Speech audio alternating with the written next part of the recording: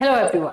UP DElEd semester 1 end semester 3 का examination जैसे कि हमने आपको बताया था कि सितंबर में होने के चांसेस हैं, तो आप लोग अपनी तैयारी में लगिए। और इसमें बहुत ज्यादा बैक लगता है यूपी डीएलएड में, तो क्यों कैसे आप इन बैक से बच सकते हो, किस तरह का प्रिपरेशन आपको कर लेना चाहिए और किस तरह से जो है अपना टाइम टेबल बनाना चाहिए, उस पर आज हम बात करेंगे।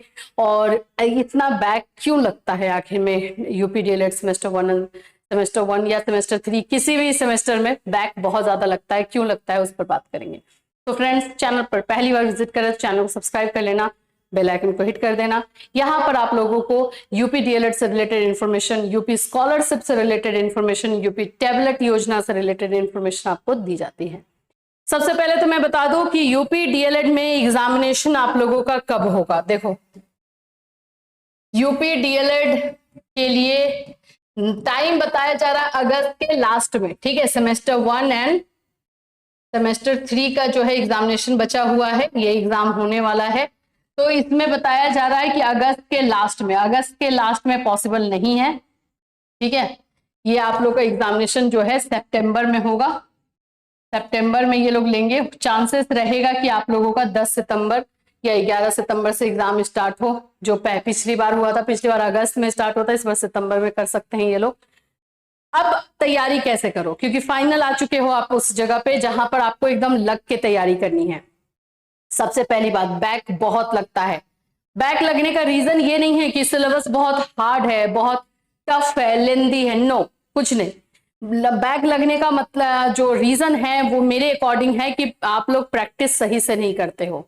टाइम कम मिलता है एग्जाम में, उन कम टाइम में कैसे हम जो है सही से लिखें और उस टाइम का यूटिलाइज करें, ये बहुत जरूरी है। जैसे एक चीज मैं आप लोगों को बता रही हूँ, जैसे आप लोगों को एक दिन में ऐसा भी आता है कि 3 एग्जामिनेशन होते हैं। क्या होता है, ये नहीं है कि भाई 3 एग्जाम जो हो रहा है हमें एक दो मतलब उसकी तैयारी नहीं है या जो भी है वैसा नहीं है। बैक टू बैक एग्जाम हो रहा है ना, अलग अलग सब्जेक्ट का हो रहा है, तो उसमें थोड़ा सा डाइवर्ट तो मन होगा ही। और 1 घंटे का एग्जाम है, 1 घंटे में उतना क्वेश्चन देखना है, कैसे देखेंगे हम?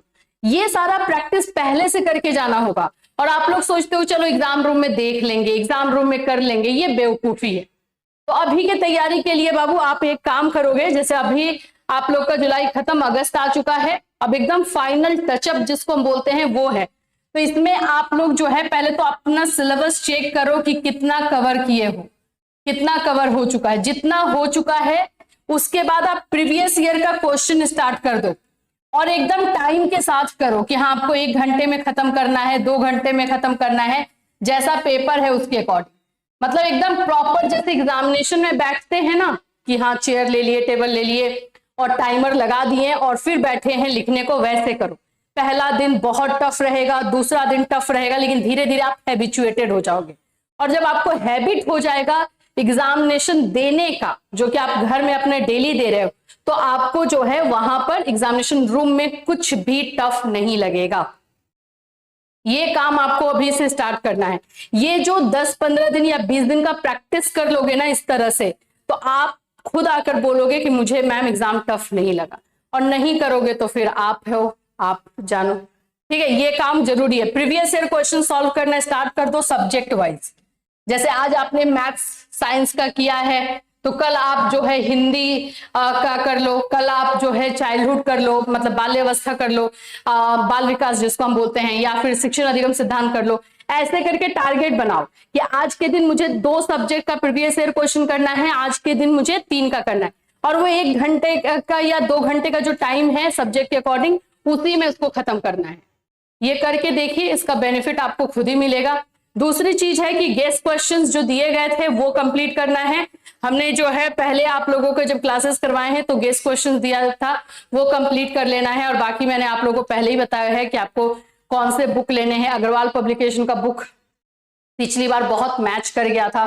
और दूसरा एक और चीज बोलूं कि आप करके भी जाते हो लेकिन आंसर रॉन्ग होता है, तो मार्क्स कहां से मिलेंगे?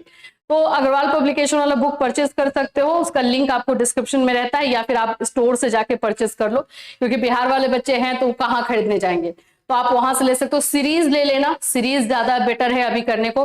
उसके सीरीज से क्वेश्चन मैच किया था, 70-80% क्वेश्चन मैच कर गया था और उसमें सही आंसर दिया गया है, गलत आंसर नहीं, बस इसीलिए आपकी मर्जी है टोटली, मेरा काम है आपको बताना, करना है नहीं करना है आपकी मर्जी है, ठीक है। तो ये subject wise previous year question solve होना चाहिए, सीरीज में जो क्वेश्चंस दिए गए हैं वो खत्म कर लीजिएगा और सिलेबस अपना जरूर जान के रखिए कि हाँ मेरा मैथ्स का सिलेबस है तो मेरा 80% कंप्लीट हुआ है, 70% कंप्लीट हुआ है। कोई भी सिलेबस जो है अभी आपका 80% से कम कंप्लीट नहीं होना चाहिए, इस बात का ध्यान रखना है।